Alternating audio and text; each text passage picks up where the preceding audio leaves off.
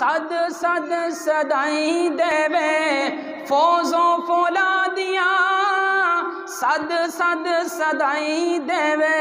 پتھر زمانہ مارے سونا دعائیں دیوے پتھر زمانہ مارے سونا دعائیں دیوے سائیں دا رتبہ ہے اعلیٰ سونا بہو شان والا کون ملے او دے نال کنڈے وچھاون ویری ہس کے دکھاوے سونا کنڈے وچھاون ویری ہس کے دکھاوے سونا اوے دشمن دی دھیاں نوں وی چادراں پواوے سونا دشمن دی دھیاں نوں وی چادراں پواوے سونا او دی ملنی نی مثال بہوں مشکل محال کون ملے او دے نال حضرت امیر معاویہ رضی اللہ تعالی عنہ ان کے بارے میں بڑے لوگ ان پر تنقید تنقیص تکفیر کرتے ہیں ان پر بھونکتے ہیں شاعر کیا کہتا ہے کہ ایک دن حضرت امیر معاویہ میرے حضور کی صحبت میں بیٹھے تھے اور میرے حضور تربوزہ خود کاٹ کر کھجور تربوزے کے اوپر رکھ کر حضرت امیر معاویہ کو کھلا رہے تھے شاعر کیا کہتا ہے کھجور اُتے تربوز رکھ کے کھویندے ہیں کھجور اُتے تربوز رکھ کے کھویندے ہیں معاویہ نو نال نال آقا فرمیندے ہیں معاویہ نو نال نال آقا فرمیندے ہیں کھا تو خوش ہو کے کھا جل دیاں نو جلا کون ملے او دے نال سونا یامینہ دا لال بڑا صاحب کمال کون ملے او دے نال آقا دی میں نعت پڑھا میری کی اوقات ہے آقا دی میں نعت لکھا میری کی اوقات ہے ساری مہربانی کرنالی او ذات اوے ساری مہربانی کرنالی او ذات اوندا ارشد کرم چل پیندا قلم کون ملے او دے نال سونا آمینہ دا لال بڑا صاحب کمال کون ملے او دے نال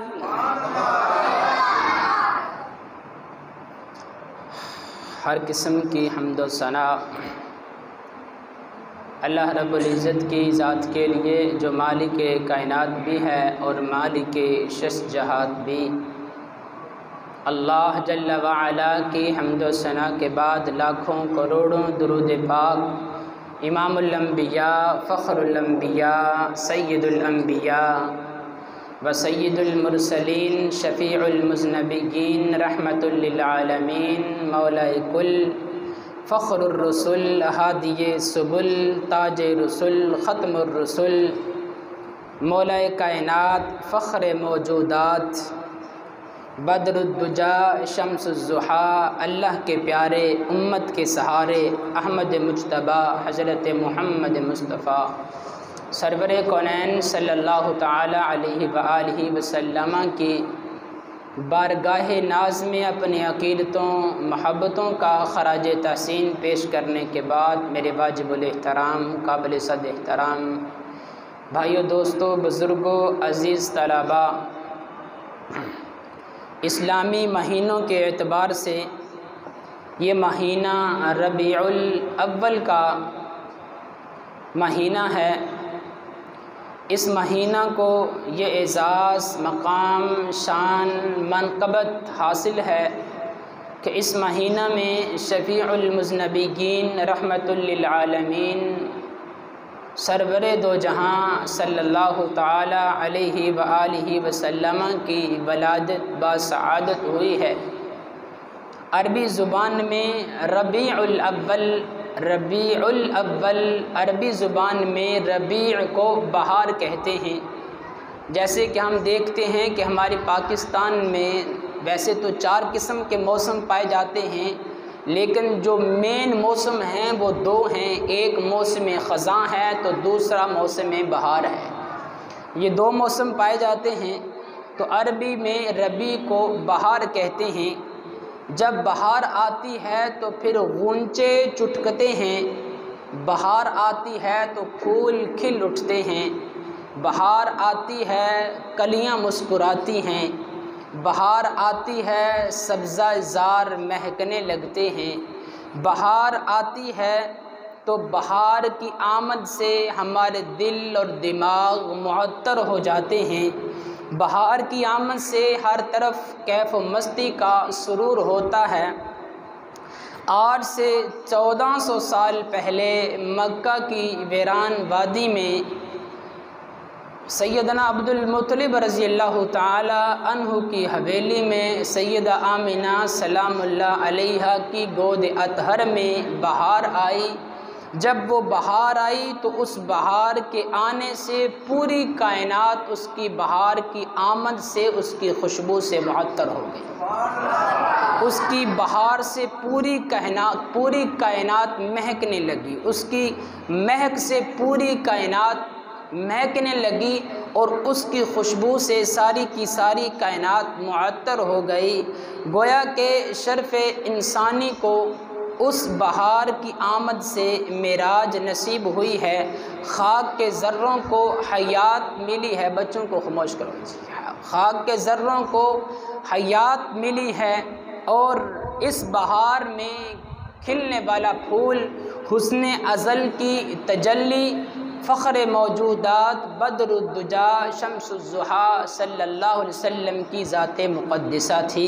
مبارک ہو زمانے کو کہ ختم المرسلین تشریف لے آئے، جناب رحمت للعالمین تشریف لے آئے۔ مبارک ہو زمانے کو کہ ختم المرسلین آیا،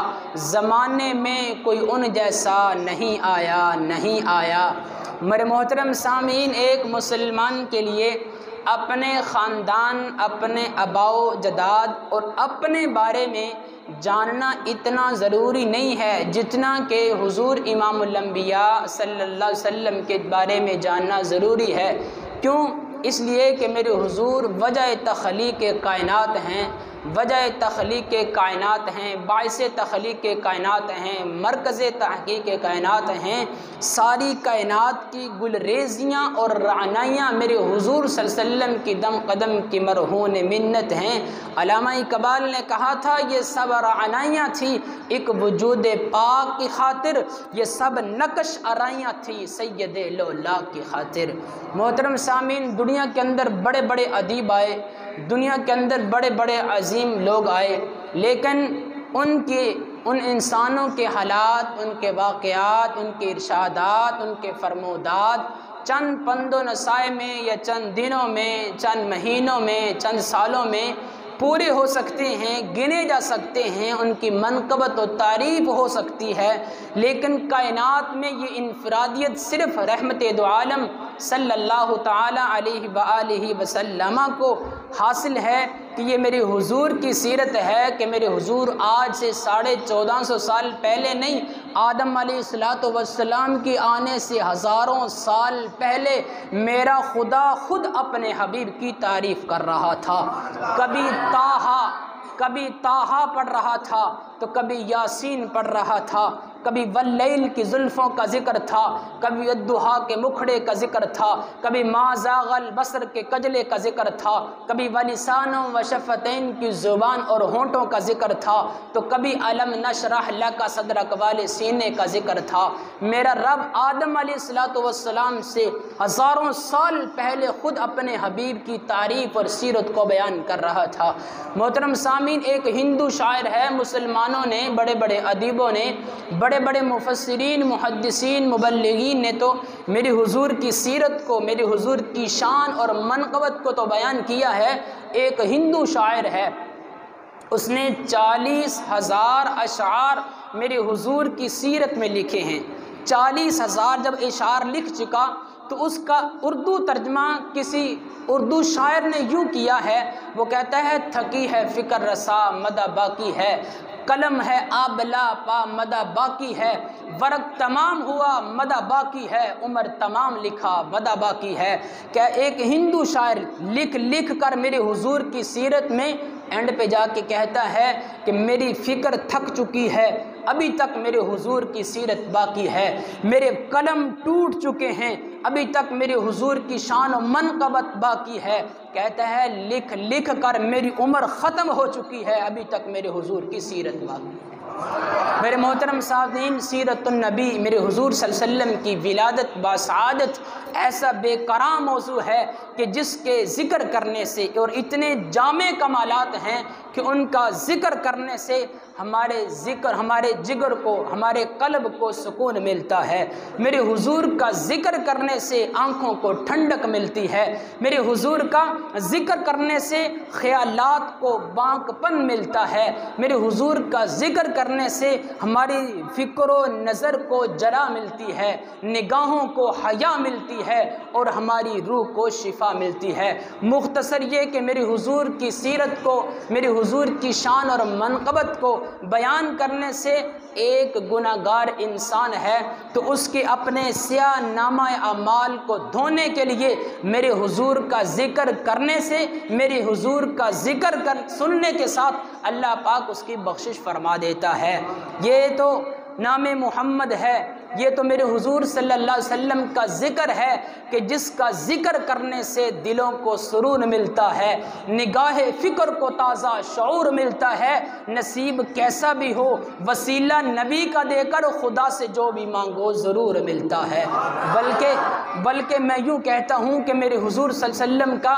ذکر کرنے سے دلوں کو سرور ملتا ہے، نگاہ فکر کو تازہ شعور ملتا ہے۔ نصیب کیسا بھی ہو درود و سلام پڑھ کر میرے حضور پر جو بھی مانگو ضرور ملتا ہے۔ محترم سامعین، میں نے آپ کے سامنے قرآن پاک کی ایک آیت مقدسہ تلاوت کی ہے۔ وَإِذَا أَخَذَ اللَّهُ مِيثَاقَ النَّبِيِّينَ لَمَا آتَيْتُكُم مِّن كِتَابٍ وَحِكْمَةٍ ثُمَّ جَاءَكُمْ رَسُولٌ مُّصَدِّقٌ لِّمَا مَعَكُمْ لَتُؤْمِنُنَّ بِهِ وَلَتَنصُرُنَّهُ قَالَ أَأَقْرَرْتُمْ وَأَخَذْتُمْ عَلَىٰ ذَٰلِكُمْ إِصْرِي قَالُوا أَقْرَرْنَا قَالَ فَاشْهَدُوا وَأَنَا مَعَكُمْ مِنَ الشَّاهِدِينَ۔ میں نے آپ کے سامنے یہ قرآن پاک کی جو آیت شروع میں تلاوت کی ہے، اس میں اللہ خالق لم یزل نے اپنے حبیب علیہ السلام کی ولادت مبارکہ کا ذکر کیا ہے۔ اللہ پاک نے دو جلسے عالم ارواح کے اندر، دو جلسے اللہ پاک نے بلائے ہیں، دو محفلیں کی ہیں۔ ایک پہلی محفل تھی، ایک بیت بعد کے اندر محفل سجائی گئی۔ جو پہلی محفل تھی اس محفل کے اندر اپنے بھی تھے، پرائے بھی تھے، مسلمان بھی تھے اور غیر مسلم بھی تھے، اور اس کے اندر جتنی بھی مخلوقات اللہ رب العزت انسانوں کی شکل میں بھیجی ہے، یہ تمام کی تمام مخلوقات اس جلسے کے اندر، اس محفل کے اندر موجود تھی۔ اس محفل کے اندر اللہ رب العزت نے تمام مخلوقات سے فرمایا الست بربکم، کیا میں تمہارا رب نہیں ہوں؟ تو سبھی نے یک زبان کہا تھا قالوا بلا، کیوں نہیں، تو ہی ہمارا رب ہے۔ یہ محفل ختم ہو گئی۔ اب جو دوسری محفل تھی یہ محفل عام نہ تھی بلکہ یہ محفل خاص محفل تھی۔ اس محفل کے اندر آنے والے سارے کے سارے اللہ کے نبی اور رسول اور پیغمبر تھے۔ یہ سارے کے سارے جب آ گئے تو اللہ رب العزت نے فرمایا وَإِذَا أَخَذَ اللَّهُ مِيثَاقَ النَّبِيِّينَ لَمَا آتَيْتُكُم مِّن كِتَابٍ وَحِكْمَةٍ، فرمانے کے بعد فرمایا کہ ثُمَّ جَاءَكُمْ رَسُولٌ، جب تمہارے پاس میرا رسول آ جائے گا، جب تمہارے پاس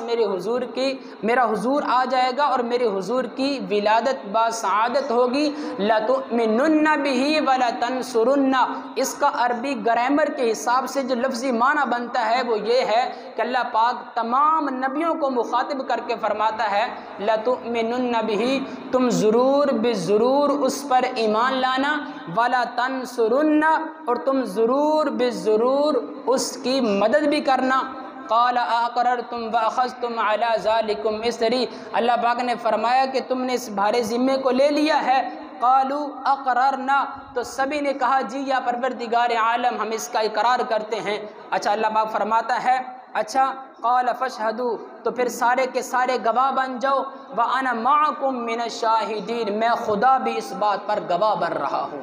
کس بات کا گواہ؟ کہ اللہ رب العزت تمام نبیوں کو مخاطب کر کے فرما رہا تھا، اگر تمہاری موجودگی میں میرا لاڈلا حبیب آ جائے، اگر تمہاری موجودگی میں میرا رسول آ جائے، اگر تمہاری موجودگی میں میرا پیارا حبیب آ جائے تو میری نعمت تمہارے پاس آ جائے۔ وہ نعمت کیا تھی؟ بخاری شریف کی روایت ہے، بخاری شریف نے امام بخاری رحمۃ اللہ علیہ فرماتے ہیں وَمُحَمَّدٌ نِعْمَةُ اللَّہِ، بخاری شریف کی جلد نمبر 2 میں امام بخاری فرماتے ہیں وہ جو اللہ کی عظیم نعمت تھی وہ اللہ کے پیارے حبیب علیہ الصلوۃ والسلام تھے،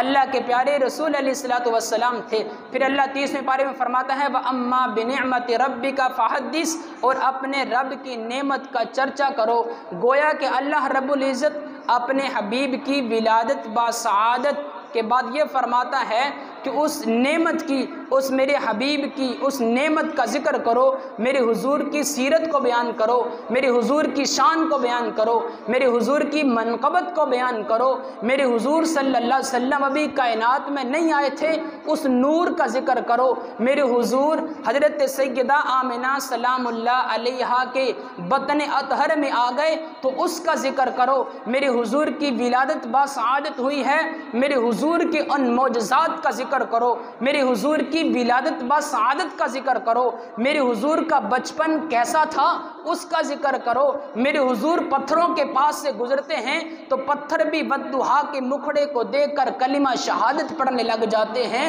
اور تم اس کا ذکر کرو۔ میرے حضور کی انگلی اٹھتی ہے چاند دو ٹکڑے ہو جاتا ہے، تم اس کا ذکر کرو۔ میرے حضور کا بچپن کیسا تھا اس کا ذکر کرو۔ میرے حضور کا لڑکپن کیسا تھا اس کا ذکر کرو۔ 12 سال یا 14 سال کی عمر میں میرے حضور کی تجارت کیسی تھی اس کا ذکر کرو۔ میرے حضور نے 24 سال کی عمر میں شادی کی ہے اس کا ذکر کرو۔ 29 سال کی عمر میں پہلی بیٹی زینب ہوئی ہے اس کا ذکر کرو، دوسری بیٹی رقیہ ہوئی ہے اس کا ذکر کرو، تیسری بیٹی ام کلثوم پیدا ہوئی ہے اس کا ذکر کرو، چوتھی بیٹی سیدہ کائنات فاطمہ الزہرا پیدا ہوئی ہے اس کا ذکر کرو۔ میرے حضور کے 3 لخت جگر پیدا ہوئے ہیں، ابراہیم ہے، طاہر طیب ہے، حضرت قاسم ہے، ان کا ذکر کرو۔ میرے حضور کے سر اقدس پر ختم نبوت کا تاج سجا دیا گیا ہے اس کا ذکر کرو۔ میرے حضور صلی اللہ علیہ وسلم نے علل اعلان فران کی چوٹی پر کھڑے ہو کر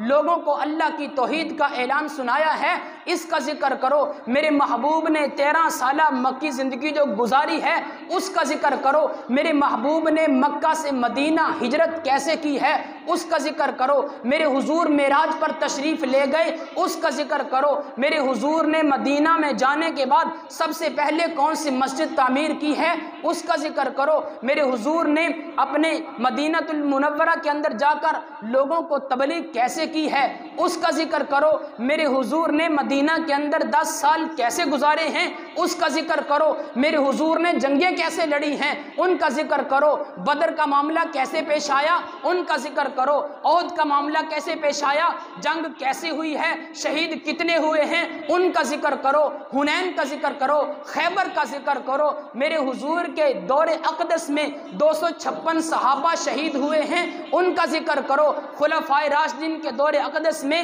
27,000 صحابہ شہید ہوئے ہیں ان کا ذکر کرو۔ اللہ خود فرما رہا ہے وَأَمَّا بِنِعْمَةِ رَبِّكَ فَحَدِّثْ، یہ میرے حبیب کی تمام نعمتیں ہیں ان کا چرچا کرو۔ ہم یہ محفلیں سجاتے ہی اس لیے ہیں، یہ جو محفل میلاد مصطفیٰ صلی اللہ علیہ وسلم سجائی جاتی ہے، سیرت مصطفیٰ محفل سجائی جاتی ہے، سیرت مصطفیٰ محفل منعقد کی جاتی ہے، سیرت مصطفیٰ محفل یہ منعقد کی جاتی ہے، علماء کو بلایا جاتا ہے، یہاں پر بیٹھ کر یہ میرے حضور کی سیرت کو، میرے حضور کی ولادت بسعادت کا ذکر کیا جاتا ہے۔ یہ صرف ذکر ہم نے شروع نہیں کیا، 1 صدی سے ذکر شروع نہیں کیا یا 2 صدیوں سے ذکر شروع نہیں کیا، بلکہ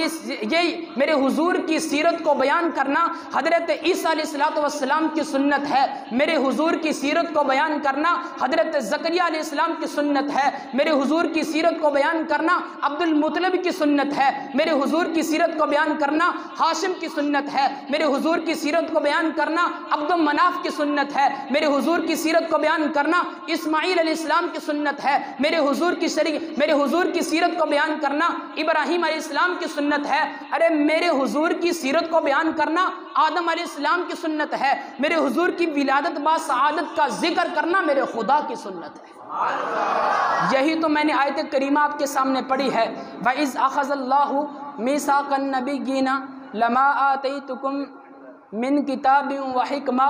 اللہ پاک خود اپنے حبیب کی ولادت با سعادت کا ذکر کر رہا ہے۔ اسی طرح حضرت زکریا علیہ السلام نے کیا کہا تھا جی؟ اللہ کا قرآن کہتا ہے وَسَلَامٌ عَلَيْهِ يَوْمَ وُلِدَ، سلامتی ہو اس دن پر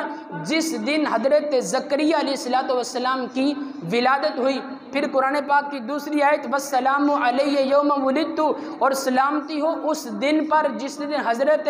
عیسیٰ علیہ السلام کی ولادت با سعادت ہوئی۔ ارے یار حضرت زکریا علیہ السلام جیسا نبی دنیا میں آئے تو ان کی ولادت پر سلام بھیجا جاتا ہے، حضرت عیسیٰ علیہ السلام دنیا میں آئے تو ان کی ولادت پر سلام بھیجا جاتا ہے۔ تو میں تو اس نبی کا ذکر کرتا ہوں جو حضرت زکریا کا بھی نبی ہے، جو حضرت عیسیٰ کا بھی نبی ہے۔ اگر حضرت عیسیٰ اور حضرت زکریا کی ولادت با سعادت پر سلام خدا بھیجتا ہے تو پھر امام الانبیاء کی ولادت پر سلام کیوں نہیں بھیجا جا سکتا؟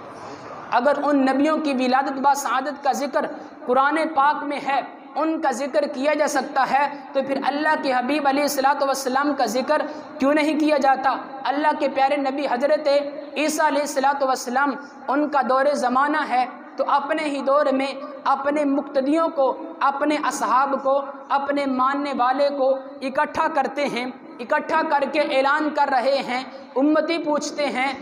اے اللہ کے نبی حضرت عیسیٰ علیہ السلام، یہ تو بتائیے کہ آپ جس نبی کی سیرت بیان کر رہے ہیں، جس نبی کی شان کو بیان کر رہے ہیں، وہ کب آنے والا ہے؟ تو حضرت عیسیٰ علیہ السلام نے فرمایا کہ میں دنیا سے جانے والا ہوں۔ عیسیٰ علیہ السلام کی ابھی تک وفات نہیں ہوئی، وہ بھی زندہ ہیں چوتھے آسمان پر۔ ہمارا مسلک اہل سنت کا عقیدہ ہے کہ حضرت عیسیٰ علیہ السلام ابھی تک ان کا وصال نہیں ہوا، ابھی تک انہوں نے موت کا ذائقہ نہیں چکھا، وہ چوتھے آسمان پر زندہ ہیں۔ حضرت عیسیٰ علیہ السلام نے فرمایا کہ میں چلا جاؤں گا، میرے جانے کے بعد وہ آخری نبی آئے گا جس کا نام وَمُبَشِّرًا بِرَسُولٍ يَأْتِي مِن بَعْدِ اسْمُهُ احمد، میرے جانے کے بعد وہ نبی آئے گا اور میں اس نبی کی خوشخبری دیتا ہوں کہ اس نبی کا نام میرے جانے کے بعد اسم احمد ہوگا۔ حضرت عیسیٰ علیہ السلام جب دنیا سے گئے اپنی امت کو بتا کے گئے ہیں کہ جو آخر الزمان نبی آنے والا ہے اس کا نام احمد ہوگا۔ محترم سامعین، اس لیے یہ ہم محفل میلاد مصطفیٰ صلی اللہ علیہ وسلم مناتے ہیں اور اس کا ذکر کرتے ہیں کہ لوگ جمع ہوں تاکہ تمام نبیوں نے جو میرے حضور صلی اللہ علیہ وسلم کی سیرت بیان کی ہے تو ہم بھی نبیوں کی سنت کو زندہ کریں، اللہ کی سنت کو زندہ کریں۔ کچھ میرے دوستوں نے، بزرگوں نے،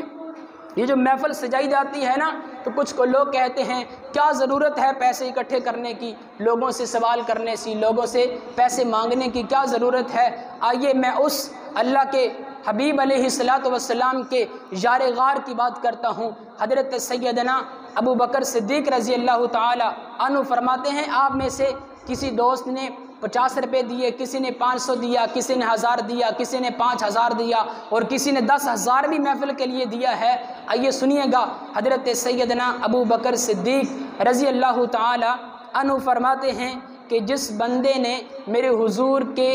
ولادت کا ذکر کرنے کے لیے 1 درہم خرچ کیا، النعمت الکبریٰ صفحہ نمبر 7 پر یہ روایت موجود ہے۔ ابو بکر صدیق فرماتے ہیں جس نے 1 درہم ختم کیا، خرچ کیا، ہزاروں کی بات نہیں کی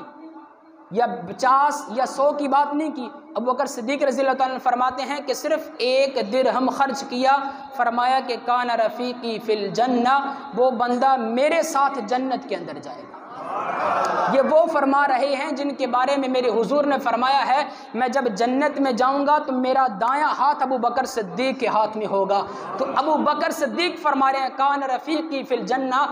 جس بندے نے میرے حضور کی ولادت باسعادت پر 1 درہم خرچ کیا وہ بندہ میرے ساتھ جنت کے اندر جائے گا۔ خلیفہ دوم حضرت سیدنا عمر بن خطاب رضی اللہ تعالی عنہ فرماتے ہیں کہ جس نے بھی میرے حضور صلی اللہ علیہ وسلم کی ولادت باسعادت کا ذکر سنتے ہوئے اس کی تعظیم و تکریم کی، النعمت الکبریٰ صفحہ نمبر 8 پر یہ روایت موجود ہے۔ آپ فرماتے ہیں فقد احیا الاسلام، جس بندے نے میرے حضور کی ولادت باسعادت کی تعظیم و تکریم کی گویا کہ فقد احیا الاسلام، تحقیق اس بندے نے اسلام کو زندہ کر دیا۔ خلیفہ سوم حضرت سیدنا عثمان غنی رضی اللہ تعالی عنہ فرماتے ہیں فَكَأَنَّمَا شَهِدَ غَزْوَةٍ وَبَدْرٍ وَحُنَيْنٍ، حضرت عثمان غنی رضی اللہ تعالیٰ عنہ فرماتے ہیں کہ جس بندے نے 1 درہم بھی میرے حضور صلی اللہ علیہ وسلم کی ولادت باسعادت کا ذکر خیر کرنے کے لیے 1 درہم بھی خرچ کر دیا،